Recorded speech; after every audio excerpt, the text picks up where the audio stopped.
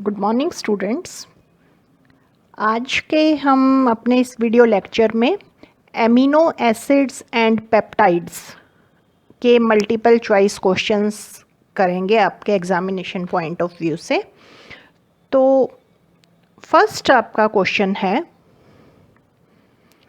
ये आपका एक डायग्राम बना हुआ है which shows a bond forming between two amino acids. दो एमिनो एसिड्स आपस में ज्वाइन कर रहे हैं और आपको रिजल्टिंग बॉन्ड का नेम बताना है। ठीक है, तो जब दो एमिनो एसिड्स आपस में ज्वाइन करते हैं तो क्या होता है कि OH from one amino acid and OH किसका, कार्बोक्सिल ग्रुप का एक OH आपका, और दूसरे एमिनो एसिड्स का NH2 ग्रुप का H आपका जो है वो वाटर की फॉर्म में रिलीज हो जाता है, डिहाइड्रेशन हो जाती है और जो बॉन्ड बनता है अब दो एमिनो एसिड्स के बीच में, दैट इज CONH बॉन्ड। तो this CONH bond is known as peptide bond. तो इसका आंसर हो जाएगा पेप्टाइड बॉन्ड। ठीक है, तो एमिनो एसिड्स के बीच में ध्यान रखना है अपने, पेप्टाइड बॉन्ड प्रेजेंट होता है। राइट, नेक्स्ट क्वेश्चन है आपका, reaction between aldehyde, ammonium chloride and HCN to prepare alpha amino acids. अब अल्फा एमिनो एसिड्स की प्रिपरेशन की सारी रिएक्शंस आपको पता होनी चाहिए।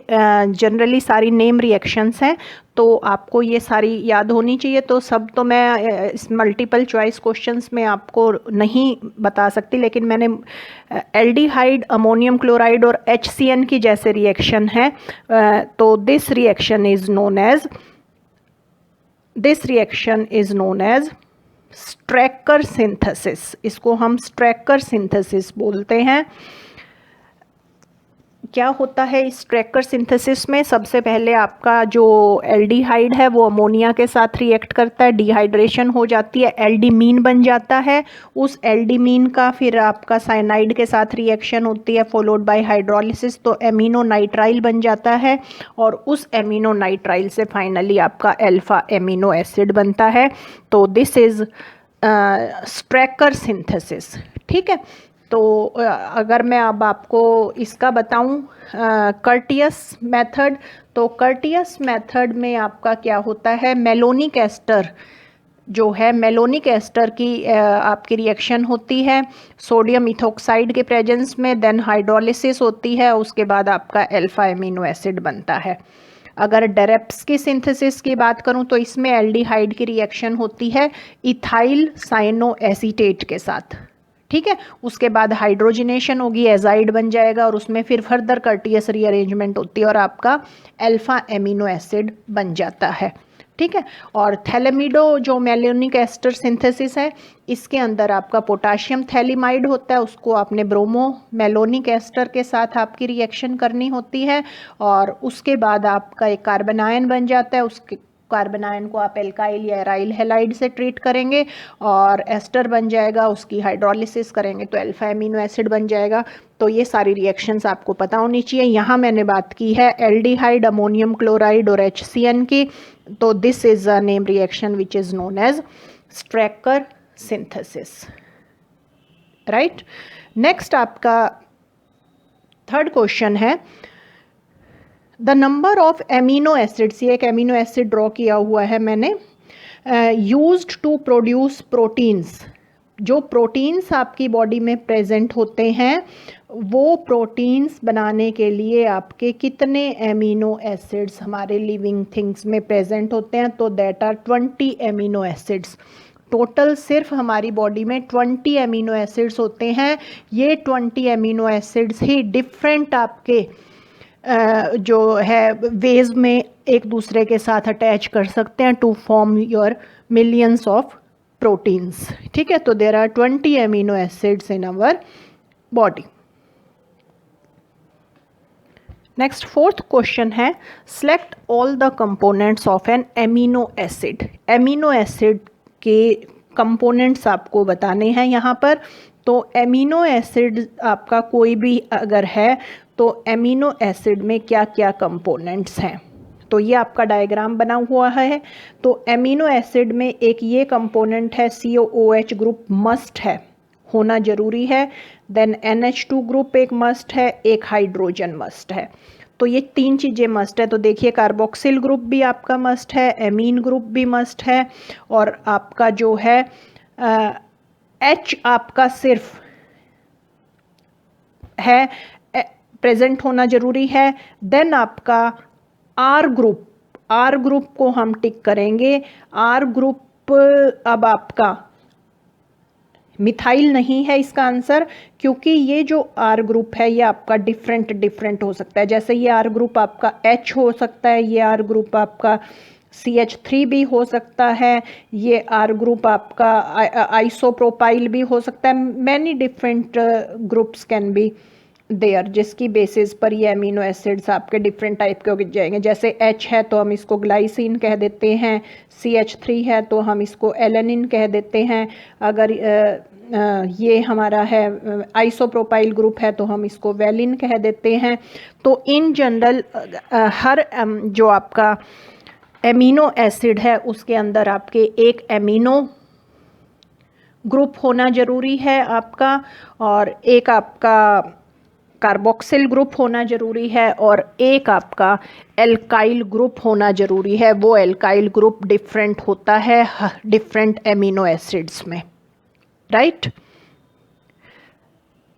Then what type of amino acids must be provided by our diet. देखिए डाइट की बात कर रहे हैं तो आपके जो एमिनो एसिड्स हैं वो 2 टाइप के हो जाते हैं इस बेसिस पर, इसेंशियल एमिनो एसिड और नॉन इसेंशियल। जो कि हमें डाइट से लेने पड़ते हैं वो एमिनो एसिड्स हमारे होते हैं इसेंशियल एमिनो एसिड्स, ठीक है। इसेंशियल एमिनो एसिड्स जो हैं that cannot be prepared by our body, हमारी बॉडी इसको नहीं बना सकती, हमें ये आउटसाइड यानी कि अपनी डाइट से ही लेने हैं। इसी वजह से हम इनको इंडिस्पेंसेबल एमिनो एसिड्स भी बोलते हैं। तो हमारी बॉडी के अंदर 10 एमिनो एसिड्स जो होते हैं that are essential amino acid, जो कि हमारी बॉडी सिंथेसाइज नहीं कर सकती। जिनको हमारी बॉडी सिंथेसाइज कर सकती है वो हमारे नॉन इसेंशियल एमिनो एसिड्स होते हैं, ठीक है।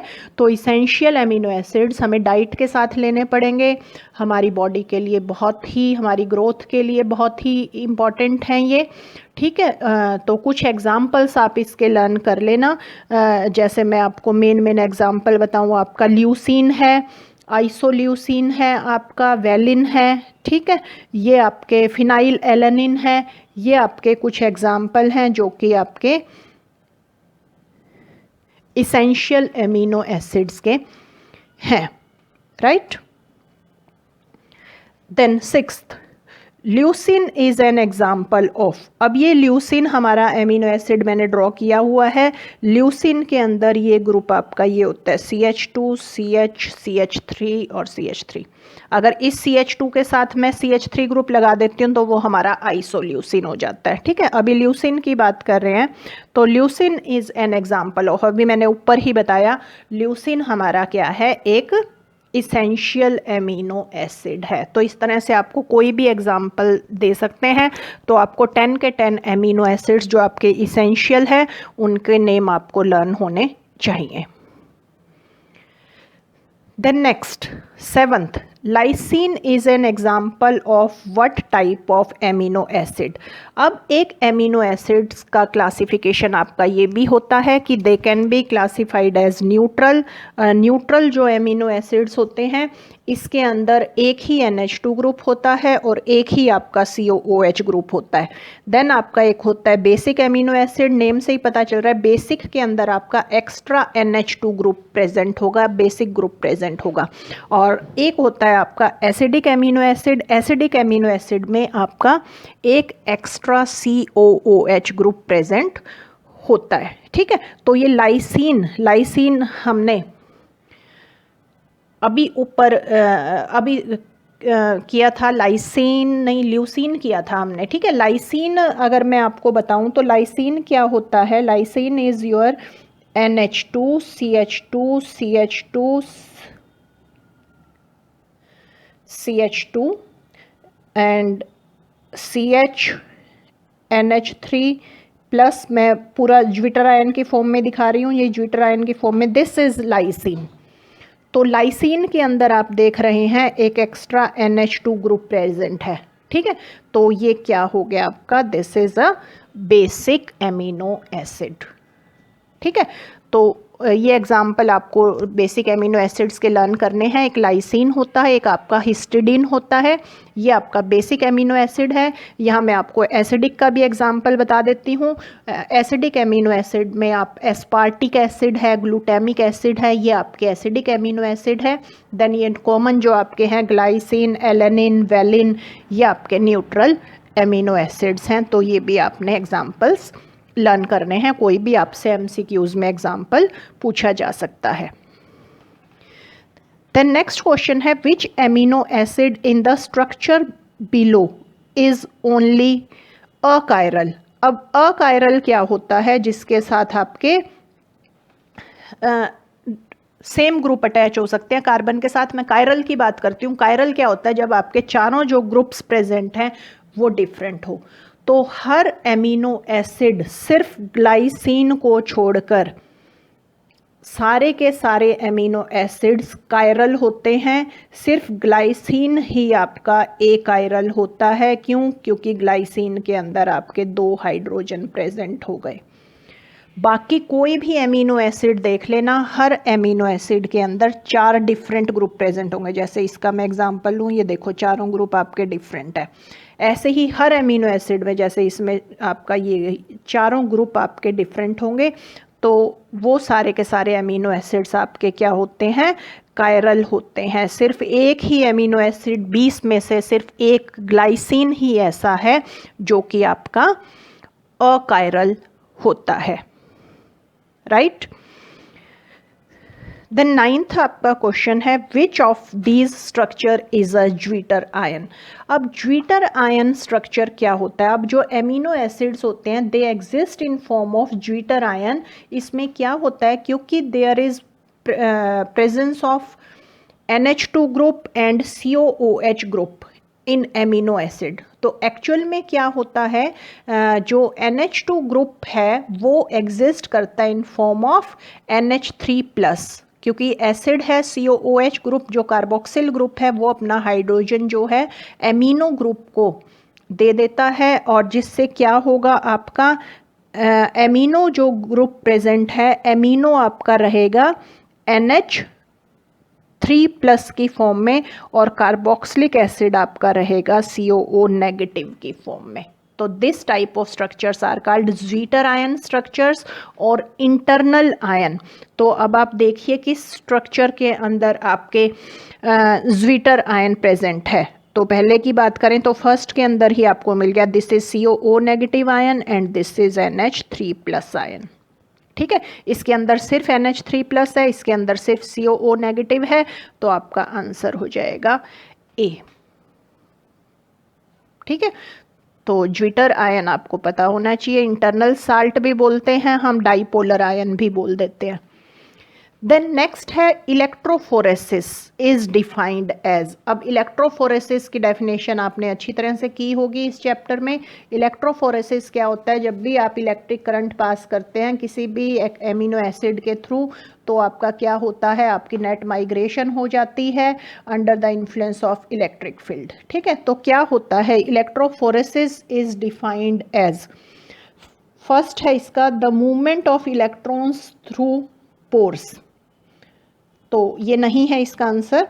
देन सेकंड है द मूवमेंट ऑफ चार्ज्ड और ionic particles under the influence of an electric field, ये राइट है, ये आपका इसका आंसर है।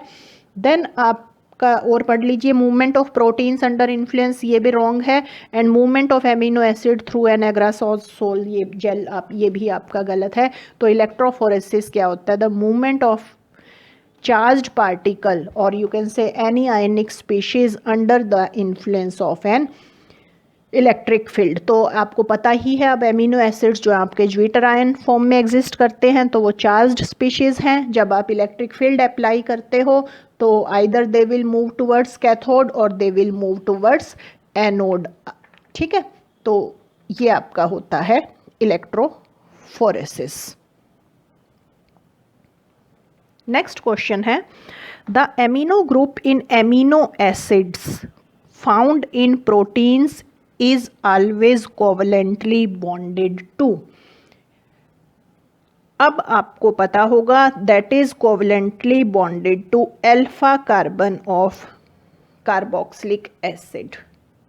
ठीक है, जो सारे एमिनो एसिड्स आपके मिलके प्रोटीन बनाते हैं that are alpha amino acids. क्या मतलब है अल्फा एमिनो एसिड्स का, कि जिस कार्बन के साथ COOH ग्रुप प्रेजेंट है NH2 ग्रुप जो है उस अल्फा कार्बन एटम पर प्रेजेंट है। ठीक है, अगर ये NH2 ग्रुप इससे नेक्स्ट कार्बन एटम पे प्रेजेंट होता तो वो आपका हो जाता बीटा। ठीक है, लेकिन बीटा एमिनो एसिड्स मिलके प्रोटीन नहीं बनाते। प्रोटीन्स किसके पॉलीमर हैं, they are polymers of alpha amino acids. तो इसका आंसर हो जाएगा alpha carbon of the carboxylic acid. Right. The next question is amino acids present in most of the biologically active peptides and proteins. जो हमारे peptides और proteins हैं उसके अंदर जो एमिनो एसिड्स प्रेजेंट होते हैं तो ये आपने पढ़ा होगा they belong to L series. L series के होते हैं, यानी कि ट्वेल्थ जो आपका इसका क्वेश्चन है इसका आंसर हो जाएगा लीवो रोटेटरी। ठीक है, एमिनो एसिड्स जो पेप्टाइड्स और प्रोटीन्स के अंदर प्रेजेंट होते हैं they belong to L series. जैसे कार्बोहाइड्रेट्स में आपने पढ़ा हुआ है पॉलीसेक्राइड्स की अगर हम बात करें वहाँ सारे आपके बिलोंग करते हैं, या मोनो की भी बात करें they belong to D series. ठीक है, और प्रोटीन्स में जो हैं they belong to L series. L series का इन जनरल आपका मीनिंग क्या है अगर मैं आपको बताऊं तो वही ग्लिसरल्डिहाइड के विद रिस्पेक्ट आप कॉन्फ़िगरेशन स्टडी करते हैं। और जैसे कि ग्लिसरल्डिहाइड में आपका जो OH ग्रुप है लेफ़्ट पे प्रेजेंट होता है, इसी तरह अगर आपका NH2 ग्रुप या मैं इसको NH3+ ग्रुप लिख रही हूँ। ठीक है, ये आपका प्रेजेंट है लेफ्ट पोजीशन पर, तो ये आपका क्या हो जाएगा, this is NaL alpha amino acid. तो ग्लिसरल्डिहाइड में यहाँ OH होता है और यहाँ पर NH3+ होता है। तो if NH2 group is present at left hand side तो इनको हम L एमिनो एसिड्स बोलते हैं। तो ऑल जो प्रोटीन्स होते हैं नेचुरली अकरिंग एमिनो एसिड्स होते हैं they belong to L series. The next question is, what is more common and familiar name of monoamino dicarboxylic acid? तो अब आप देखते ही समझ गए होंगे अब इसके अंदर क्या है। मोनोएमिनो का मतलब एक NH2 ग्रुप है और डाई कार्बोक्सिलिक एसिड का मतलब इसके अंदर आपके 2 COOH ग्रुप हैं। ठीक है, तो 2 COOH ग्रुप हैं तो this will be acidic amino acid. ठीक है, अगर NH2 ग्रुप ज़्यादा होता तो वो आपका होता बेसिक एमिनो एसिड। तो नेक्स्ट है आपका which part of amino acid generally gains a positive charge in highly acidic environment. तो हाईली एसिडिक एनवायरनमेंट में जो आपका NH2 ग्रुप होता है that exist in form of NH3+। तो क्या हो जाएगा आपका इसका आंसर, एमिनो एसिड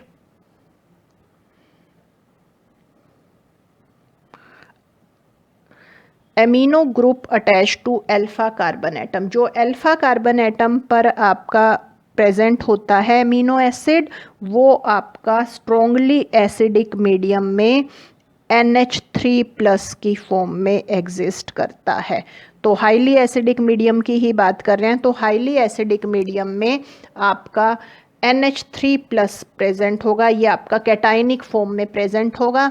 और अगर हम बेसिक फॉर्म की बात करते हैं, अगर यहाँ पर बेसिक आ जाए आपका, तो बेसिक मीडियम में ये जो आपका COOH ग्रुप है, this will exist in form of COO negative ion. तो बेसिक मीडियम में एनायनिक फॉर्म रहेगी।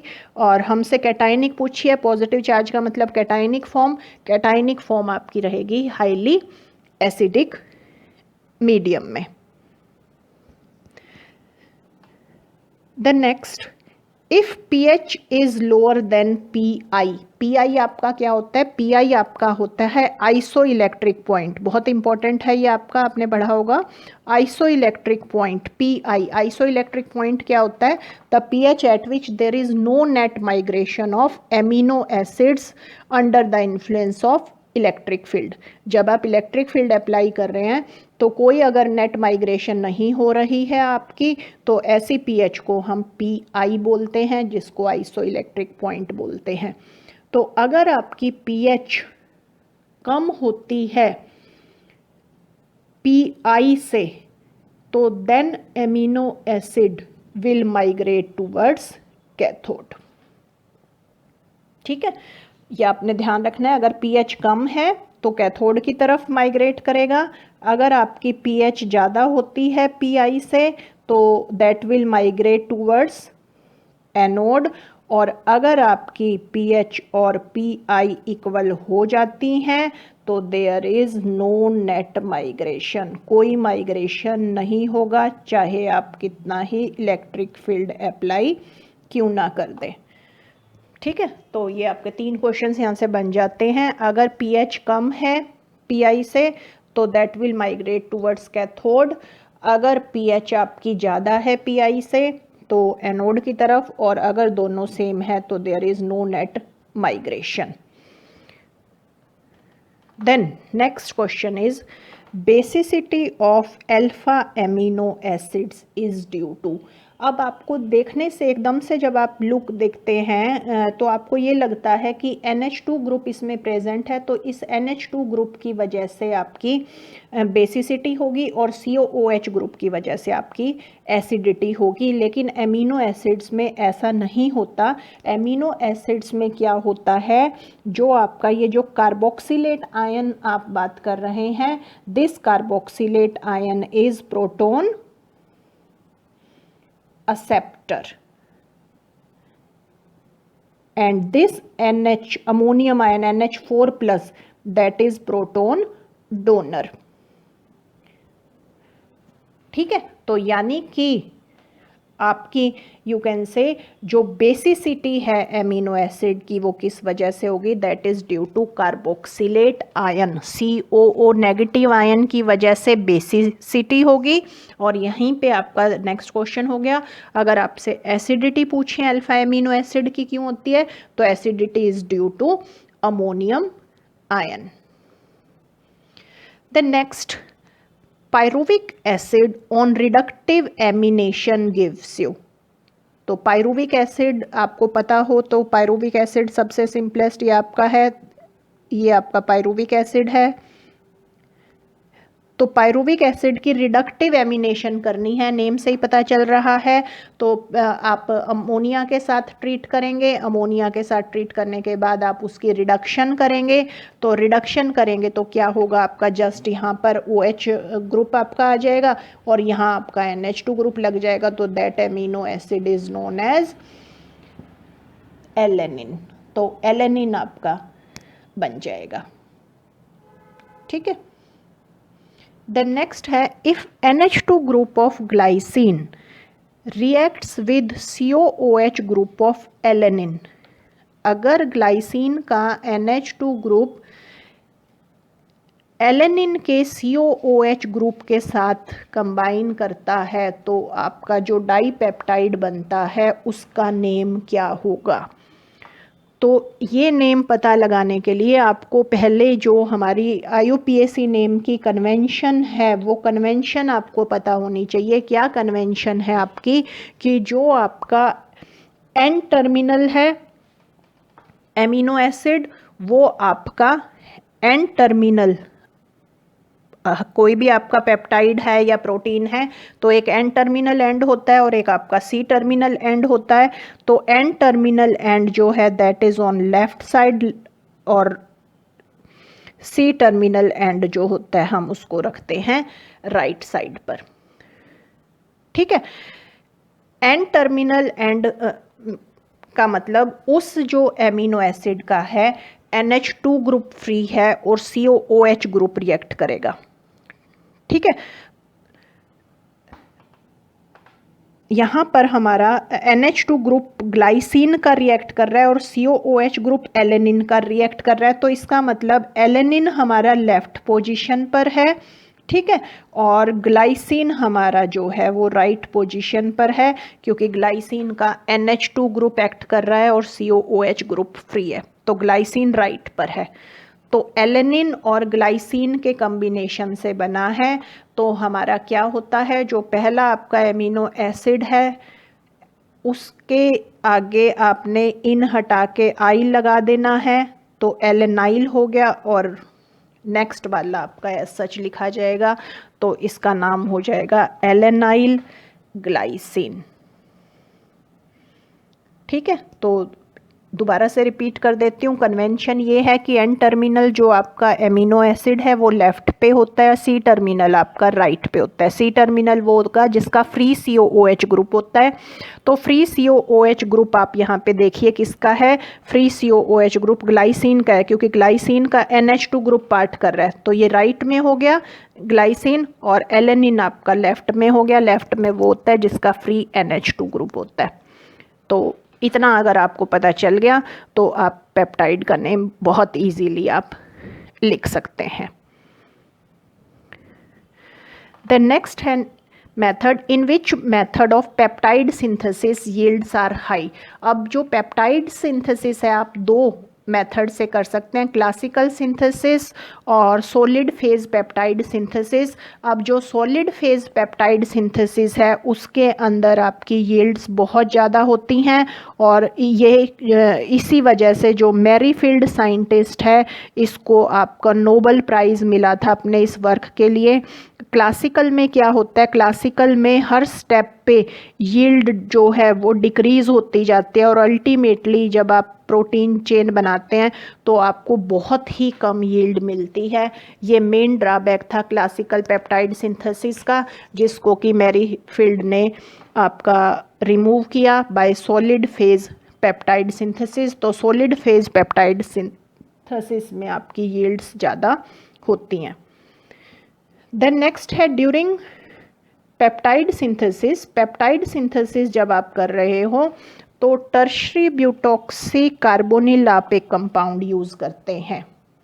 ठीक है, टर्शरी ब्यूटॉक्सी कार्बोनिल, तो वो किस लिए यूज़ करते हैं, तो that is use to protect amino group. ठीक है, एक टर्शरी ब्यूटॉक्सी कार्बोनिल करते हैं, और एक और आपको बता देती हूँ बेंजाइल ऑक्सी कार्बोनिल। ये दो कंपाउंड्स आप यूज़ करते हैं to protect NH2 group of the amino acids. ठीक है, कार्बोनिल ग्रुप को, जो कार्बोक्सिल ग्रुप है, उस कार्बोक्सिल ग्रुप को प्रिवेंट करने के लिए आप उनके एस्टर बनाते हैं, चाहे आप मिथाइल एस्टर बनाइए, चाहे इथाइल, चाहे बेंजाइल, कोई भी आप मेथड आप यूज़ कर सकते हैं। अल्कोहल डालनी है आपने और उसका एस्टर बना देना है, तो COOH ग्रुप आपका प्रोटेक्ट हो जाएगा। ठीक है, तो tertiary butoxy carbonyl and benzyl oxy carbonyl that are used to protect amino group in the amino acids, right? So this was all about your amino acids and peptides. Next video lecture में हम proteins के ऊपर questions आपके discuss करेंगे। Thanks for watching the